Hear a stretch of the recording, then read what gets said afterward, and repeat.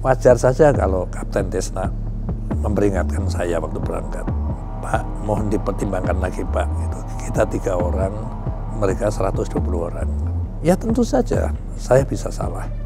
Dan risiko yang paling ekstrim, saya bisa dibantai di sana. Tentu itu menjadi berita besar yang Kepala Badan Intelijen Negara dibantai oleh Gerakan Aceh Merdeka.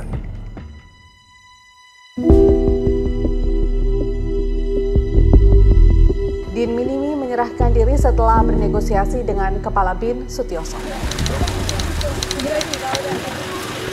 Sudah 4 tahun menyelang dalam hutan, anak istri bisa, orang tua bisa. Saya cintai saudaramu Nurdin. Ada satu kelompok yang memisahkan diri dengan kelompok itu ya. Dipimpin anak muda namanya Nurdin. Gitu. Dan nama populernya adalah Din Minimi. Gitu. Bapaknya ingat saya namanya Ismail Minimi juga. Gitu. Tetapi tewas ya, saat ada operasi militer dulu. Yang dilanjutkan Din Minimi ke bergerilya di hutan beserta adiknya juga. Oleh karena itu sekali lagi ya, karena saya memang background saya itu intelijen khususnya penggalangan gitu. Saya selalu berusaha untuk melakukan pendekatan lunak atau soft power gitu kan. Itu yang saya lakukan. Tetapi bagaimana saya bisa kontak Din Minimi ini?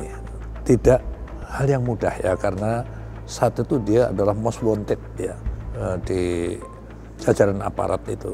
Tetapi dengan melalui Juha ya, orang Finlandia yang dulu juga terlibat di perjanjian Helsinki ya, saya dapat nomornya gitu.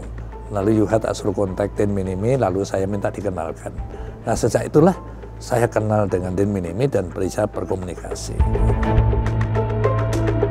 Akhirnya saya ajak berunding mau tidak kan gitu. Akhirnya dia mau berunding. Ya, saya mewakili pemerintah tentunya. Dia mengajukan 3 syarat. 1, Pak Sutioso jangan diwakilkan. Gitu. Kalau diwakilkan siapapun saya tidak mau berunding. Gitu. Oke. 2, kalau Bapak membawa anak buah, saya minta 2 saja Pak. Gitu. Oke. Yang ketiga, tempat dan waktunya saya Pak yang menentukan. Ya saya ikut saja. Jadi saya sampai di Aceh, lalu saya langsung ketemu Panglima dan Kapolda, dan saya memberitahu bahwa saya akan melakukan perundingan langsung dengan kelompok Din Minimi. Yang saya minta adalah pasukan, apakah itu dari kepolisian maupun dari TNI yang ada di depan, saya minta untuk tidak bergerak kemanapun saat saya akan naik ke atas.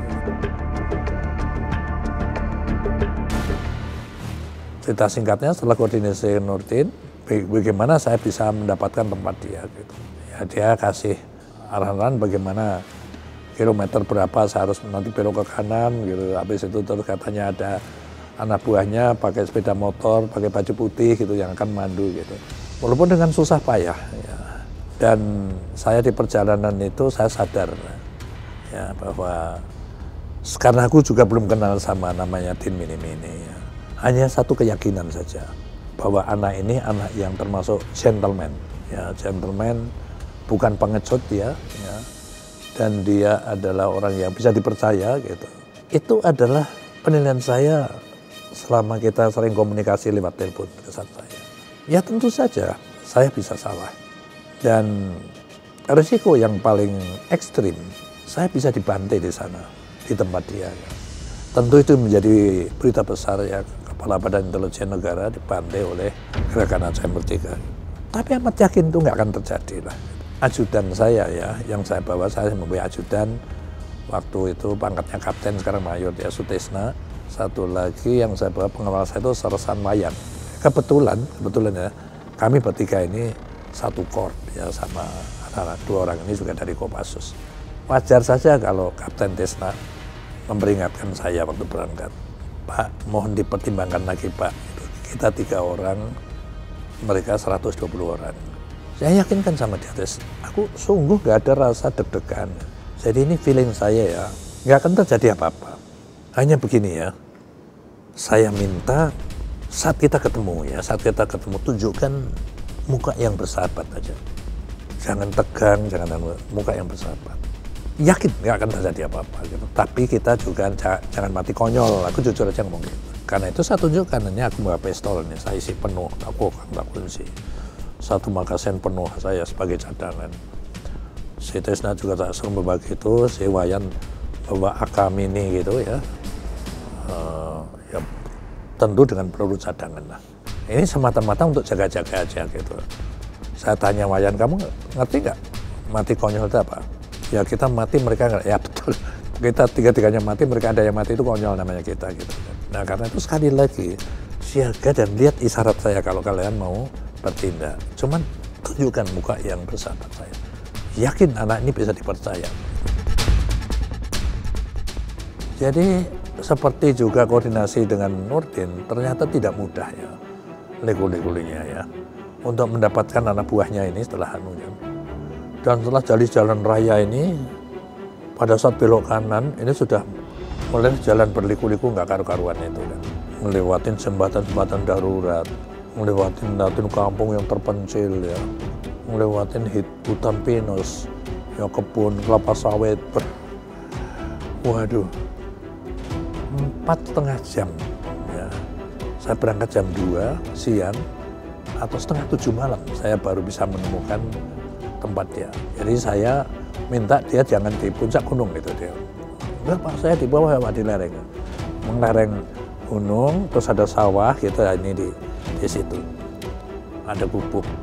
Cerita singkatnya sampailah di gubuk itu, ya, di pinggir sawah itu. Udah gelap gulita tentunya ya, udah. Yang saya rasakan itu ya dingin, gelap gulita. Aku lapar setengah mati gitu.